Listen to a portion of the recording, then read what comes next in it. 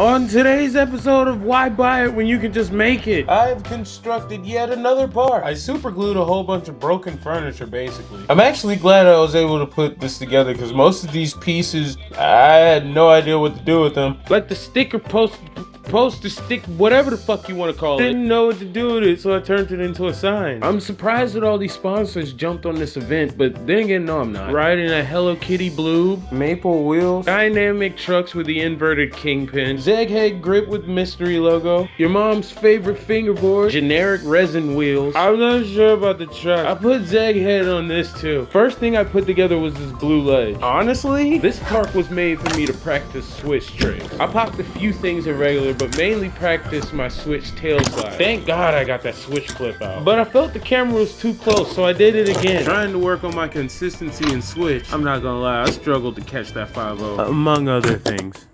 Oh. Then after a million tries, this came out of fucking nowhere.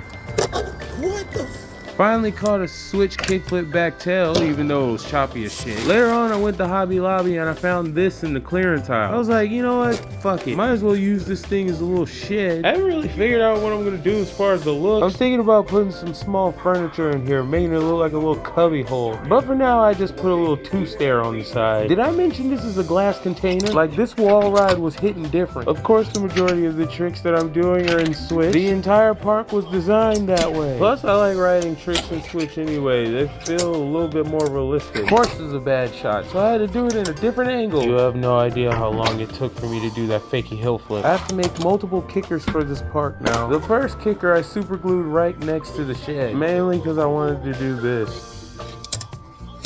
Let's get creative. For the two center pieces, I figured just put up a high rail with a ledge right behind it. Before I put the shed on, that ledge was initially a rail, and I got a few sketchy clips out of it. But the base ended up being too small to hold both of the rails in the same place, so I just ripped it off. This ledge is pretty much just me improvising. Hill flip backboard, a little wonky, but that'll do. I'm not gonna lie, I was doing a little bit too much here. After I was certain that the glue was dry, fat kickflip nose blunt. Then after that, I got a little cocky and did a tray flip crook. Let me tell you, it hurts to get to this point. After a while, it just got to the point where I started flinging the board around, landing weird shit. But yeah, that's it so far. Now, if you'll excuse me, I'm going to the restroom to go peel some of this super glue off of my fingers.